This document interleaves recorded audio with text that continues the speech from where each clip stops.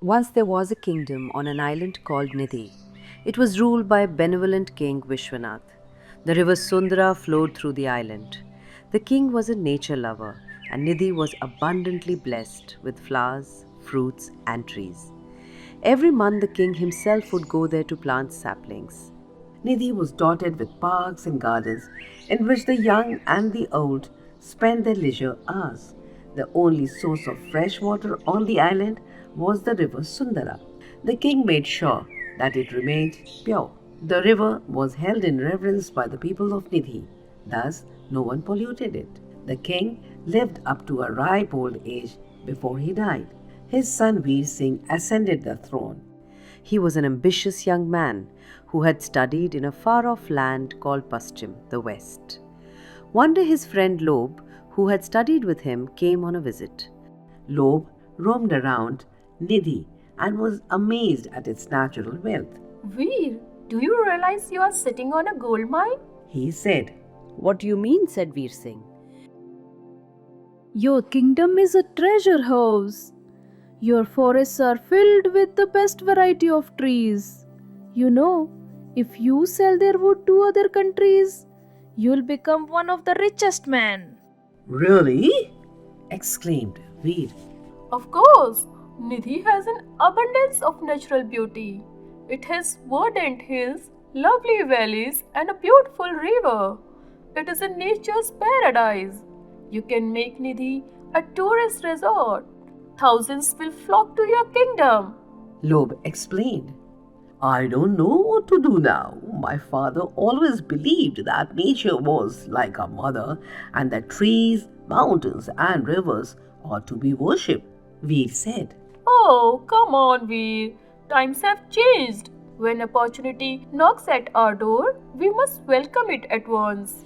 Within a year, Nidhi was completely transformed. The trees were savagely cut and the wood was shipped to different countries. As a result, the birds and animals lost their sanctuary. Loeb had constructed zoos to cage the animals and birds. The magnificent creatures, which used to roam the forests and fly in the open skies, were now confined in small cages and cramped enclosures.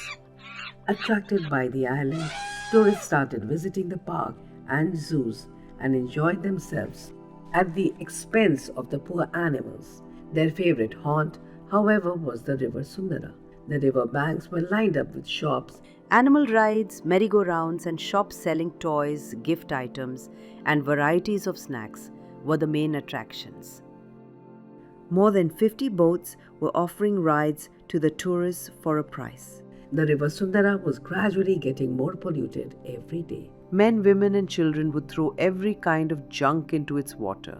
The boats would invade its privacy, shattering its stillness and scaring away the fish which swam in it. Animals and birds, which would often come to the Sundara to quench their thirst, were now in cages. The Sundara really missed their company. It had no one to talk to anymore. Now, all it had for company were the dirty, noisy, messy tourists. The Sundara had a friend, a little bird called Koyal, who understood its language as well as the languages of the humans. It sent a message through Koyal to King Veer Singh. Oh King, the Sundara has sent you a message. If you don't stop this destruction of Nidhi, it will go back to its origin. Destruction? You stupid bird! Don't you know how prosperous Nidhi has become after my plan was implemented? Shouted Loeb. But sir, if we lose the Sundara, where will we get our water from? Don't worry, we'll construct an artificial freshwater lake, Loeb declared. Within a few days, a freshwater lake was dug in the land. Seeing this, Sundara felt hurt.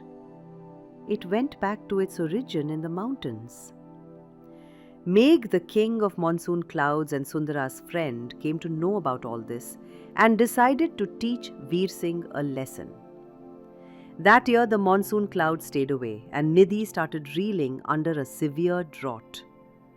Next year, too, there was no rain. The artificial lake also dried up. Tourists stopped coming, and Lob suddenly decided to return to Paschim. Poor Veer did not know what to do. There was an Acharya in his kingdom. He lived alone in a hut on top of a hill. One day the king went to him for an advice. The wise old man said, "Veer Singh, there's only one way to end this crisis. Go to the Airavat mountain, the source of river Sundara, and pray for its forgiveness." The king sat in prayer on Airavat. "O Sundara, please forgive me.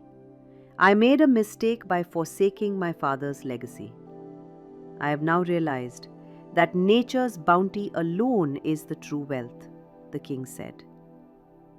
Tears of repentance flowed from his eyes. Sundara was a kind and gentle river. It once again started flowing down the Airavat, across the valley of Nidhi, and finally to the plains.